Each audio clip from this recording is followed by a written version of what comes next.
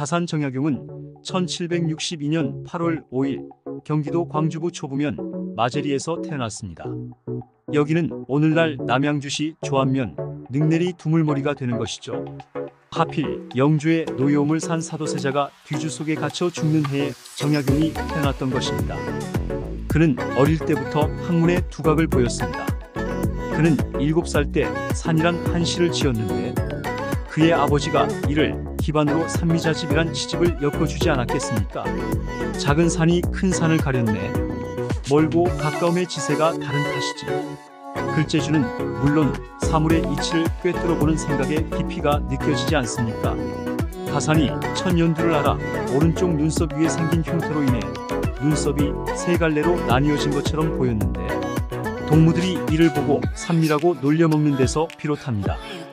정약용은 9살 때 어머니를 잃고 계모와 맏형수 밑에서 자랐습니다. 그가 어릴 적 천연두를 앓을 때 왕족 출신명의 이연길의 치료를 받고 기적적으로 살아납니다. 이때의 기억으로 그는 훗날 홍역치료의 핵심 의학서인 마과해통을 집필하지 않겠습니까? 마과해통은 현대의학이 들어오기까지 수많은 조선의 생명을 구하게 되는 것입니다. 다산 정약용은 14살인 1776년 승지 홍화보의 딸과 혼인해 6남 3녀를 낳았으나 이 중 4남 2녀를 잃습니다. 15살 때 현감인 아버지를 따라 전라도 화순, 19살 때 경상도 예천으로 가서 살면서 과거를 준비하지 않겠습니까? 지금으로 말하면 고시 공부를 하는 것입니다. 그는 22살에 세자책봉 경축 진광시에 합격해서 생원이 되고 곧 진사시험에 합격해 성균관에 입학합니다. 아직 대과라는 과거 시험에는 합격하지 못하는데 성균관에 입학한 23살 때 큰형의 처남인 이벽을 만나 처음 천주교를 접하게 되지 않습니까? 정약용의 일생을 보면 이런 인연으로 일생의 가장 암울한 족적이 되었다고 할 수 있을 것입니다. 다산 정약용은 대과에 합격하기 전 성균관 유생일 때부터 장안에 유명했고 10살 위인 정조의 총애를 받습니다. 궁궐 왕실의 주요 행사장에는 늘 성균관 유생들이 참석했는데 정약용이 크게 눈에 띄었다고 합니다. 크고 작은 과거 시험에 늘 응시하지만 한 번도 장원급제를 하지 못합니다. 그를 매우 아꼈던 정조는 정약용을 마주치면 안타깝도다 왜 꽃만 피우고 열매를 맺지 못하느냐 혀를 차며 안타까워했다고 하는데요. 정조 13년 정약용의 나이 28살이 되어 대과에 장원급제하고 공식적인 벼슬길에 나서게 됩니다.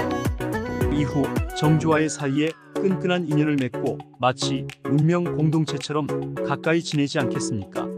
이후 다산은 승정원과 예문관에서 근무를 하게 됩니다. 그러다가 노론 벽파의 모함으로 해미면에 유배가 보내집니다. 하지만 정조는 열하루 만에 정약용을 데려오지 않겠습니까? 이후 다산은 수원 화성의 축조에 참여하게 됩니다. 그러면서 성균관에서 강의도 하고 경기도 암행어사로 활약합니다.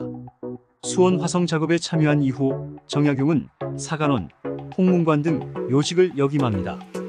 1799년 38살에 승정원 동부승지가 되었으나 주문모 사건에 휘말려 좌천되기도 합니다.